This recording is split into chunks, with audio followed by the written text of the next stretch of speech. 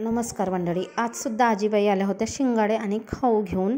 तसं तर मी बाहेर गेली होती, आली तर ते आमच्याच दारात बसल्या होत्या आणि बसल्या म्हटल्यावर घ्यावंच लागेल थोडं तरी. आणि माझी सवय असते म्हाताऱ्या लोकांकडून, गरीब लोकांकडून मी काही ना काहीतरी घेते, मग आवश्यकता असो किंवा नसो, ही एक माझी सवय आहे. तर म्हटलं चला आपण शिंगाडे घेऊया आणि खाऊ पण घेऊया. तर 50 रुपयाचे खाऊ शिंगाडे धरून असं झालं.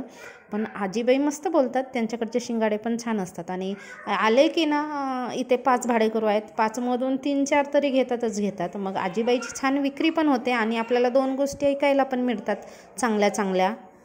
शिंगाडा बिलकुल राक्षसाच्या डोक्यासारखा, बैलाचा पण डोका असाच राहते, 2 शिंगा, हा इकडे तोंड बैलाच्या, हा इकडे, हा देखा ना. हो ना, बैलाच्या डोक्यासारखाच आहे बिलकुल.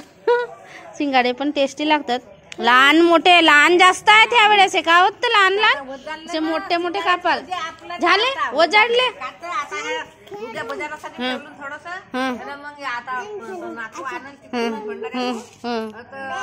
कुठून आणतात? हो का, हो याच्या मंडईला बी पाहिजे मग शिंगाडे.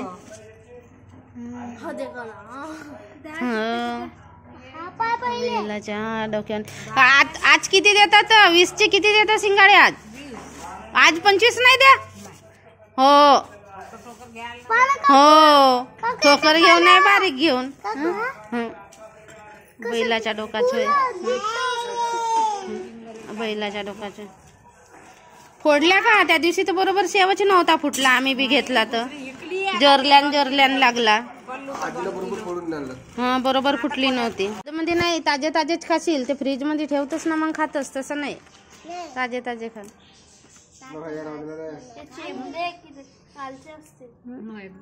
गिल्ले गुल्ले नको द्या पप्पा, कडक कडक द्या. मग आणाल मग का तर किराणा सामान नाही आणून का? दिवाळीला भरला होता आम्ही, 1 महिना नाही भरून तरी आम्हाला फरक नाही पडे. आता दिवाळीच्या पहिले भरला होता, म्हणजे दिवाळी आहे 2 दिवसावर असा. आता संपला नाही का? दिवाळीला 2 महिने नाही झाले का? 2-3 वस्तू मेन संपल्या.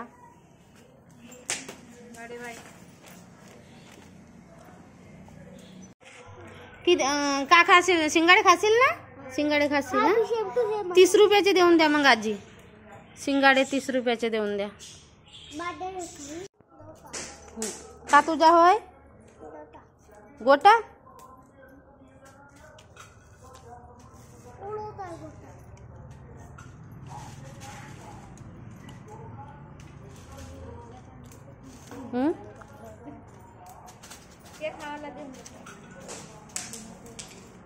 रे लागल गोटा, लागल.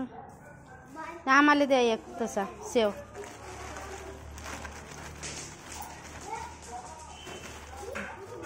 शिंगाडे घेऊन झाले, खाऊ घेऊन झाला, गप्पा गोष्टी सुद्धा झाल्या. थोड्या वेळ आजीबाई बसतातच, येतात तर आरामात. नंतर जायला निघाल्या. आता ते सगळे शिंगाडे विकणार तेव्हाच ते घरी जाणार. संध्याकाळी गेलो मग महिन्याचा किराणा भरायला. तर दिवाळीच्या आधी मी भरली होती किराणा, नंतर असं लागत होत्या काही वस्तू त्या आणल्या होत्या, पण जो महिन्याचा किराणा भरायचा बाकीच होता. आणि कसं महिन्याचा किराणा भरलो आपण तर काही दिवस नाही आणलं तरी आपल्याला काही अडचण होत नाही, म्हणून महिन्याचा किराणा भरणं आवश्यक असते. अदामदामध्ये बऱ्याच अशा वस्तू विसरून जातात आणि त्याच्यामध्ये आपल्याला समजतही नाही आपला महिन्याचा किती खर्च होतो किराणामध्ये, ते पण आपल्याला समजत नाही. असे चिल्लर एक वस्तू आणल्या तर, आणि एकादमात महिन्याचा भरला तर बरं पडते. आमच्या रूमच्या समोरच धान्य, तांदूळ वगैरे, डाळी, जे काही कडधान्य वगैरे आहेत त्याचं दुकान आहे, होलसेलमध्ये आहे. आणि त्याच्याकडे ना अशा 3-4 क्वालिटीचे असतात. जशी तुरीची डाळ असेल तर ती 3-4 क्वालिटीची असते आणि त्याची रेट पण कमी जास्त असते. हरभरा असेल, तुरीची डाळ असेल, सगळ्या म्हणजे जे काही कडधान्य असतील, तांदूळ असतील, त्या बऱ्याच अशा प्रकारच्या असतात, 4-5 प्रकारच्या. मग त्याच्यामध्ये किमती पण त्या कमी जास्त असतात. तर मी डाळी, कडधान्य वगैरे तिथून भरली आधी. तर ते कडधान्य, डाळी वगैरे हे सगळं मिळून ते 600 रुपयाचं झालं. आणि मग नंतर आम्ही संध्याकाळच्या वेळेस किराणा आणायला गेलो, तर तिथून किराणाच आणलं. शेंगदाणे वगैरे मी डाळी आणल्या त्यावेळेसच आणल्या होत्या. आणि ह्या वेळेस काही बऱ्याच अशा नवीन गोष्टी भरल्या, त्याच्यामुळे पण जरा जास्त बजेट गेला. जास्त बजेट नाही, नेहमीप्रमाणेच गेला. आणि आवश्यकच असतात, शेवटी आपण कशासाठी कमवतो, तर आपल्याला ज्या वस्तू खायला आवश्यक असतात आपल्या शरीरासाठी, परिवारासाठी, त्याच वस्तू आपण घेतो, असं मुद्दामचं तर घेत नाही. तर ह्यावेळेस पातळ पोहे वगैरे पण आणले मी, जाड पोहे, पातळ पोहे, डाळी तुरीची, मुगाची, चणे, वाटाणे, हरभरा वगैरे हे सगळं आणलेलं आहे मी. आणि किराणामध्ये ह्यावेळेस नवीन काय आणलं तर अंजीर आणले होते ह्यावेळेस. तर ते अंजीर पण 250ला 200 ग्राम असे काहीतरी होते, मी लक्ष पण नाही दिलं आता.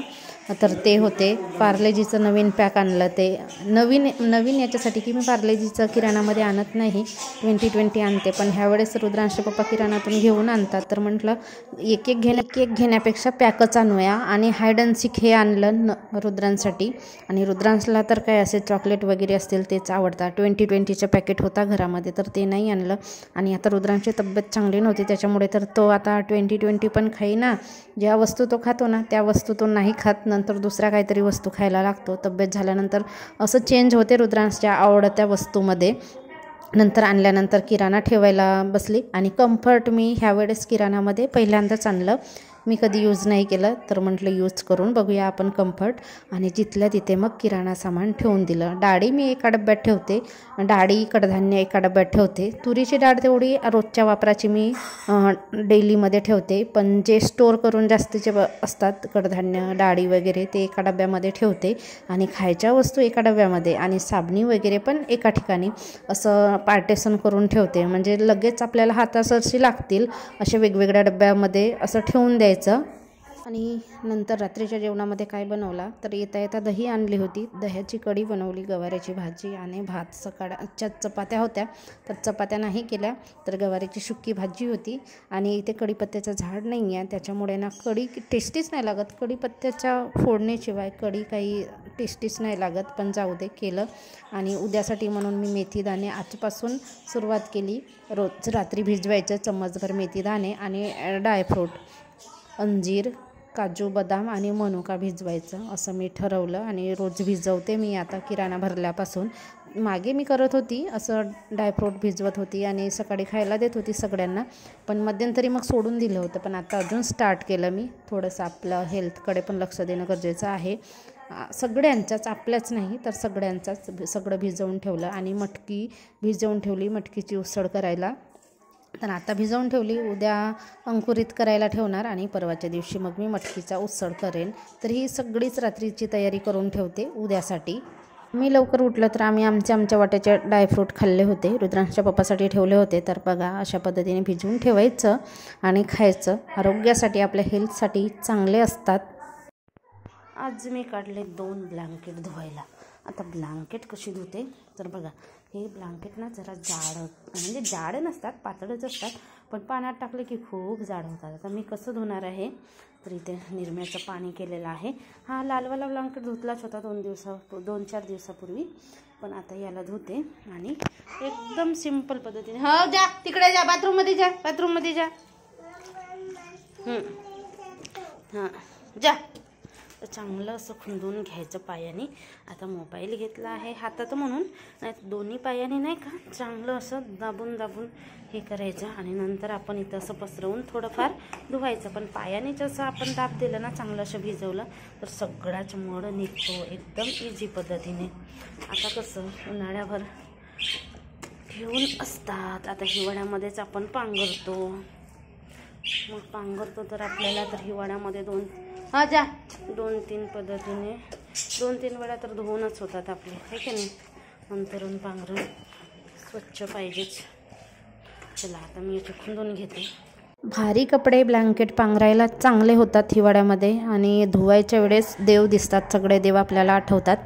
तर मी ब्लँकेट निरम्यामध्ये टाकून ठेवलं पाण्यामध्ये, आणि थोडंसं पायाचा दाब पण दिली, जेणेकरून की मड ब्लँकेटचं पटकन निघून जातो. आणि नंतर 4-5 पाण्याने सगळं पिळून घ्यायचं, म्हणजे स्वच्छ जोपर्यंत पाणी निघत नाही तोपर्यंत तर अगदीच मड असा निघून जातो आपल्या ब्लँकेटचा.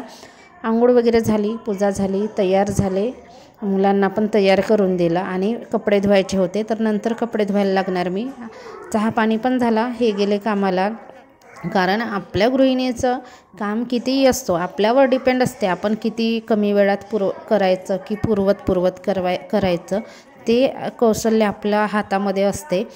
तीच कामं लवकर पण होतात आणि तीच कामं दिवसभर पण पुरतात. तर नंतर कपडे धुवायला बसले मी. आणि इकडचा एरिया इग्नोर करा, हे आमचं स्वतःचं घर नाही आहे, भाडेकरू जसे ठेवतात तशीच एरिया राहते. तरी मी बऱ्याचदा इकडचे व्हिडिओ घेत नाही, जेणेकरून की इकडची एरिया तेवढी पॉज दिसत नाही, थोडीशी गडबड आहे. तर जाऊ द्या. डेलीचे पण कपडे निरम्यामध्ये टाकले होते, ते पण धुवायचे होते आणि ब्लँकेट पण धुवायचे होते. आणि कसं लवकर धुतलं ना तर वाढायला पण बरे पडतात. आणि वातावरण आमच्याकडे असं ढगाळ होतं, ऊन नव्हती, त्याच्यामुळे म्हटलं लवकर धुवावं. तरी पण 9:30पर्यंत माझे कपडे लत्ते सगळे धुवून झाले. आणि आप्पे बनवायला मी रवा आधीच भिजवला होता, घरामध्ये दही पण होती, रवा पण होता. आणि म्हटलं काहीतरी चटपटीत लवकर बनवणारा पदार्थ करूया. तर मी आधीच भिजवून ठेवला होता रवा आणि दही मिक्स करून ठेवला होता. त्याच्यानंतर बनवतानाच मग कांदे, टमाटर, हिरव्या मिरच्या, कोथिंबीर हे मिक्स केलं मी आणि आप्पे बनवले. बऱ्याच दिवसानंतर आप्पे बनवले, कारण डोसा बनवले होते तर डोश्याची चटणी होती. म्हटलं आता झटपट आप्पे बनवूया. आपण एवढे आता कपडे धुतले तर भूक पण लागली होती आणि जेवायची इच्छा नव्हती. असं काहीतरी नाश्ता पाहिजे होता, जेणेकरून की आपलं पोट पण भरेल तर आणि टेस्टी पण लागेल. म्हणून मग मी आप्पे बनवले होते. तर आप्पे छान झाले होते रव्याचे आणि बऱ्याच दिवसानंतर बनवले, तर टेस्टीसुद्धा लागले होते चटणीसोबत.